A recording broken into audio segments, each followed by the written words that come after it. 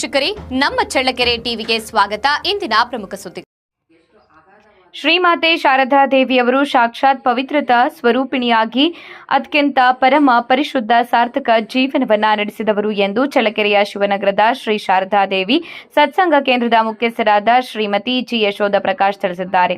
ನಗರದ ಶಿವನಗರದ ತಮ್ಮ ಜಿವಿಎಸ್ ನಿವಾಸದಲ್ಲಿ ಆಯೋಜಿಸಿದ್ದ ವಾರದ ಸತ್ಸಂಗ ಕಾರ್ಯಕ್ರಮದಲ್ಲಿ ಭಾಗವಹಿಸಿ ಅವರು ಶ್ರೀ ಶಾರದಾ ದೇವಿ ಜೀವನಗಂಗಾ ಗ್ರಂಥ ಪಾರಾಯಣ ಮಾಡುತ್ತಾ ಮುನ್ನಡೆಸುವ ಮಹಾಶಕ್ತಿ ಎಂಬ ಅಧ್ಯಾಯವನ್ನ ಓದುತ್ತಾ ಮಾತನಾಡಿದರು. ಸತ್ಸಂಗದ ಅಂಗವಾಗಿ ಭಕ್ತರಿಂದ ಸಾಮೂಹಿಕ ಭಜನೆ, ಶ್ರೀಮದ್ ಭಗವದ್ಗೀತೆಯ ಶ್ಲೋಕಗಳ ಕಲಿಕಾ ತರಗತಿ, ಪ್ರಸಾದ ವಿನಿಯೋಗ ನಡೆಯಿತು. ಸತ್ಸಂಗದಲ್ಲಿ ಶ್ರೀಮತಿ ಶಾಂತಮ್ಮ, ವಿಜಯಲಕ್ಷ್ಮಿ, ರಶ್ಮಿ ರಮೇಶ್, ಸರಸ್ವತಿ, ಶೈಲಜಾ, ಕೃಷ್ಣವೇಣಿ, ಭ್ರಮರಾಂಬ, ಯತೀಶ್ ಎಂ ಸಿದ್ದಾಪುರ, ಮಂಗಳ ಭಾಗವಹಿಸಿದ್ರು.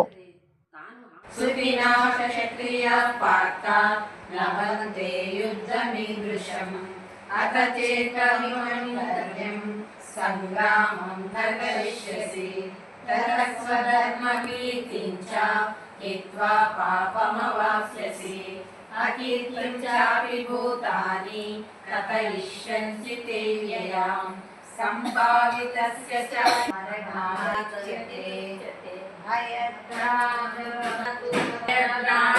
ಸಾಕ್ಷಾತ್ ಜಗನ್ಮಾತೆ ಇವರು ಅಂತ ಗುರುತಿಸ್ಕೊಂಡಿರ್ತಾರೆ.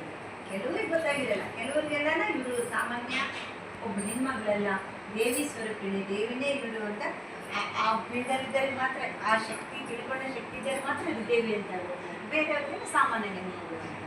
ಈಗ ವಜ್ರದೇವರಿಗೆ ಇದು ವಜ್ರ ಅದು ಅದು ನಮ್ಮಗಳಿಗೆ ಬರೀ ಗ್ಲಾಸ್ ಇರಂತ ಬಿಸಾಕ್ತಾರೆ. ಹಂಗಾಗ್ಬಿಟ್ಟು ಅದನ್ನ ತಿಳ್ಕೊಳ್ಳೋ ಶಕ್ತಿ ಇತ್ತಂದ್ರೆ ಶ್ರೀಮಾತೆಯವರು ಜಗನ್ಮಾತೆನೇ, ಇದು ಬೇರೆ ಯಾರು ಅಂತ ಕೆಲವರೆಲ್ಲ ಗುರುತಿಸ್ಬಿಟ್ಟಿರ್ತಾರೆ.